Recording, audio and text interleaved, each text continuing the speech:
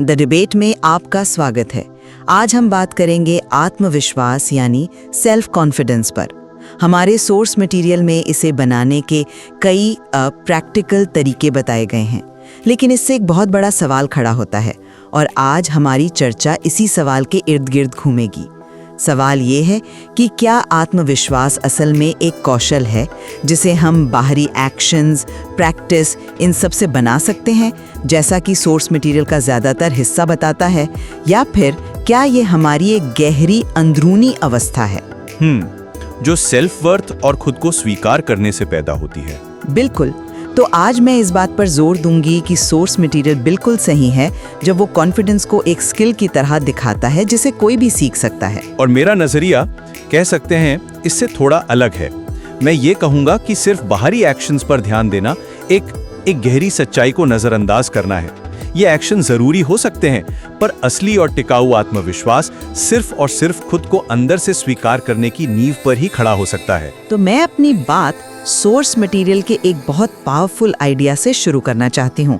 वो कहता है कि कॉन्फिडेंस कोई जन्म से मिलने वाली चीज नहीं है, ये एक स्किल है जिसे सीखा और बढ़ाया जा सकता है। अब ये लाइन अपने आप में बहुत एम्पावरिंग है ना? इसका मतलब है कि कॉन्फिडेंस कोई जादुई चीज नहीं है जो कुछ लोगों के पास है और कुछ के पास नहीं। ये एक नतीजा है, हमारे अपने कामों का नतीजा। सोर्स हमें एक पूरा रोड मैप देता है। अपनी नेगेटिव सेल्फ टॉक को पहचानो, उसे रोको, अपनी बॉडी लैंग्वेज सुधारो, छोटी छोटी जीतों को सेलिब्रेट करो और अपने डर का सामना करो। इसमें सबसे की आइडिया है और मुझे ये बहुत पसंद है, एक्शन पहले आता है, फीलिंग बाद में। आप आत्मविश्वास से भरा काम करती हैं और आत्मविश्वास की भावना उसे फॉलो करती है। ये एक प्रैक्टिकल प्रोसेस है जिसे कोई भी अपना सकता है। मैं इन तरीकों की अहमियत को कम नहीं कर रहा। देखिए, बॉडी लैंग्वेज बदलना, पॉजिटिव सोचना, ये सब अपनी जगह ठीक है, लेकिन मेरा मानना है कि ये नजरिया समस्या को बहुत ज्यादा सरल बना देता है। ये ऐसा है जैसे आप सिर्फ लक्षणों का इलाज कर रहे हैं, बीमारी की जड़ तक नहीं पहुंच रहे हैं। असली मजबूत आत्मविश्वास किसी के कॉन्फिडेंट होने की नकल करने से नहीं आता, उसकी जड़ें बहुत गहरी होती हैं, खुद को स्वीकार करने में, अपनी कीमत समझने में। और मजे की बात यह है कि सोर्स मटेरियल खुद इस तरफ इशारा करता है जब वो कहता है, जब आप खुद की कद्र करना सीख जाते हैं तब दुनिया भी आपको महत्व देना शुरू कर देती है, या फिर आप जैसा कोई और नहीं है। मेरे हिसाब से ये सिर्फ आखिर में कहने वाली अच्छी बातें नहीं हैं, बल्कि यही तो असली शुरुआत है, यही नींव है। इस नींव के बिना पॉजिटिव सोचना या सीधा खड़ा होना एक खोखले नाटक जैसा महसूस हो सकता है, एक ऐसा मुखौटा जो पहली मुश्किल आते ही उतर जाता है।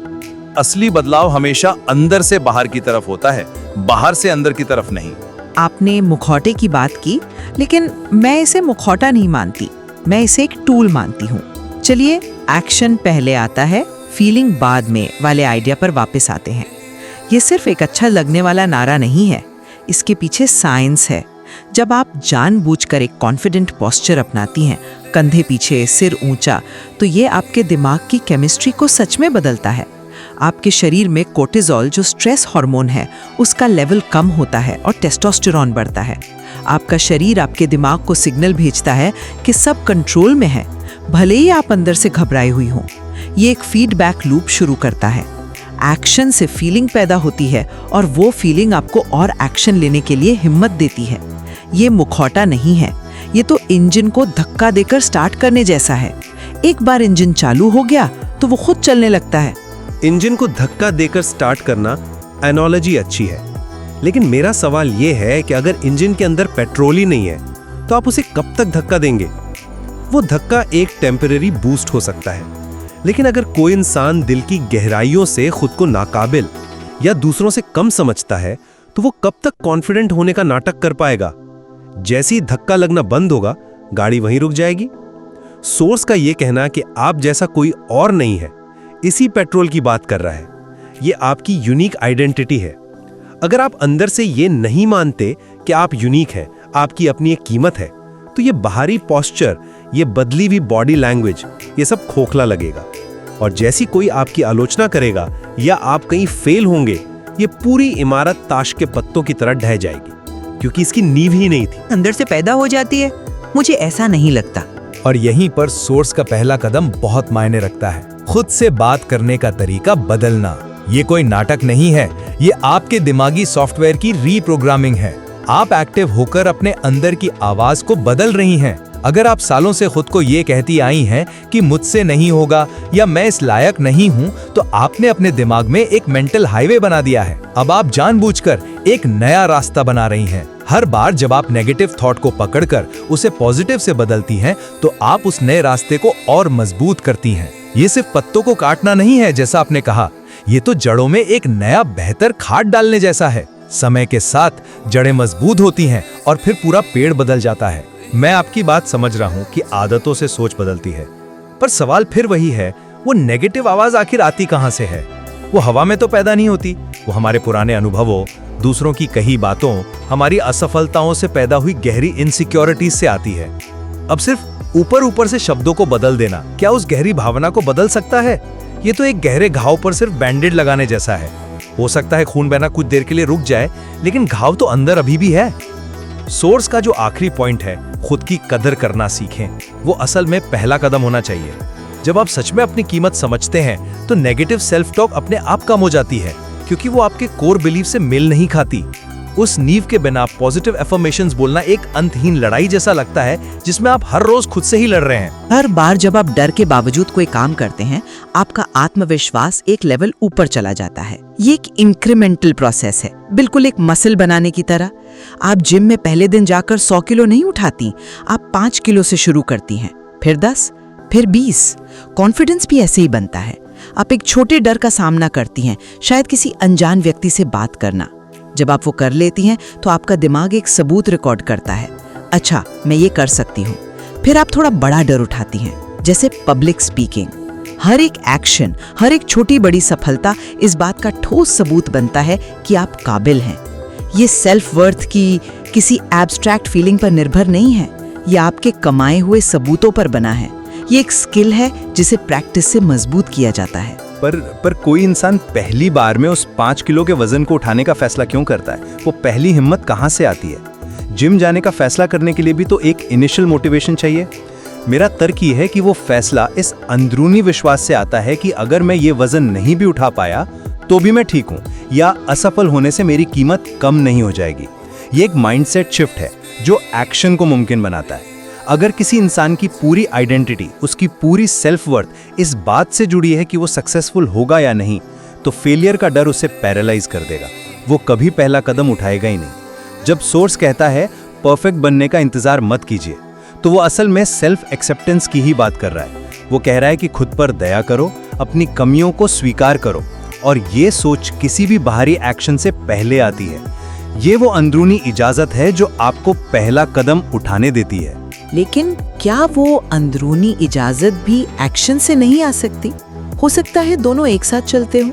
सॉस का एक और कदम है छोटी जीतों पर ध्यान देना। शायद कोई इंसान प्रेजेंटेशन देने जैसे बड़े डर का सामना करने के लिए तैयार नहीं है, लेकिन जब वो अपने दिन की छोटी छोटी जीतों को नोटिस करना शुरू करता है, जैसे आज सुबह टाइम पर उठ गई, अपना बिस्तर ठीक किया, वो एक मुश्किल ईमेल भेज दिया जिसे वो टाल रही थी, तो वो धीरे धीरे सबूत इकट्ठा करना शुरू करता है कि वो केपेबल है। ये खुद की कद्र करना सिखाने का एक प्रैक्टिकल तरीका है। आप किसी को सिर्फ ये नहीं कह सकती कि जाओ अपनी कद्र करो, ये तो हवा में बात करने जैसा है।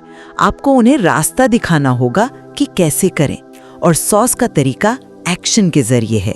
आपकी बात में दम है, लेकिन मैं इसे दूसरी तरह से देखता हूँ। उन छोटी जीतों को पहचानना और उन्हें जीत मानना, इसके लिए भी एक अंदरूनी बदलाव की जरूरत होती है। एक इंसान जिसके अंदर सेल्फ वर्थ की बहुत ज्यादा कमी है, वो अपनी छोटी जीतों को खारिज कर देगा। वो कहेगा बिस्तर ठीक कर लिया तो क्या हो गया, ये तो सब करते हैं, या वो ईमेल तो बस किस्मत से चला गया। वो अपनी सफलता को अपना मानेगा ही नहीं। उसे एक जीत के रूप में स्वीकार करने के लिए आपको पहले से यह मानने के लिए तैयार होना होगा कि आप सफलता के हकदार हैं।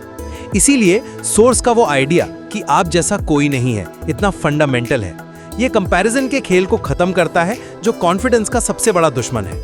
जब आप ये मान लेते हैं कि आपकी जर्नी यूनिक है, तभी आप अपनी छोटी छोटी जीतों का जश्न मना सकते हैं। तो आखिर में बात वही आ जाती है, अंदरूनी स्वीकृति ही बाहरी एक्शन को सही मायने देती है। आज की इस पूरी चर्चा के बाद मैं अभी भी इस बात पर कायम हूँ कि सोर्स मटेरियल हमें कॉन्फिडेंस बनाने के लिए एक बहुत ही मजबूत और प्रैक्टिकल फ्रेमवर्क देता है। ये कंट्रोल हमारे हाथों में देता है। ये हमें बताता है कि हमें किसी रहस्यमयी अंदरूनी एहसास के जागने का इंतजार करने की जरूरत नहीं है। हम जानबूझकर अपने एक्शंस के जरिए इस जरूरी स्किल को एक्टिवली बना सकते हैं। और ये एक बहुत ही पावरफुल संदेश है जो हमें हालात का शिकार होने के बजाय अपनी कहानी का लेखक बनाता है। और मैं इस बात के साथ अपनी बात खत्म करूंगा कि जहां ये एक्शंस बिना शक बहुत मददगार हैं, हमें ये याद रखना होगा कि वे एक मजबूत नींव पर टिके होने चाहिए। सोर्स के अपने ही शब्द हमें याद दिलाते हैं कि असली टिकाऊ आत्मविश्वास हमारी यूनिकनेस को अपनाने और खुद की कद्र करने से आता है। बाहरी एक्शंस इस अंदरूनी एहसास की अभिव्यक्ति होनी चाहिए, उसका विकल्प नहीं। असली ताकत किसी और के व्यवहार की नकल करने में नहीं है, बल्कि पूरी प्रामाणिकता के साथ खुद को एक्सप्रेस करने में है। और ये केवल गहरी आत्मस्वीकृति से ही मुमकिन है। तो जाहिर है कॉन्फिडेंस के कई पहलू हैं। सवाल ये है कि क्या इसका निर्माण बाहर से अंदर की ओर होता है, ठोस कामों और सबूतों के जरिए, या ये अंदर से बाहर की ओर बहता है, सेल्फ वर्थ और आत्मस्वीकृति की गहरी भावना से पैदा होकर। सोर्स मटेरियल हमें इन दोनों ही नजरियों पर सोचने और अपनी समझ को और गहरा करने का मौका देता है।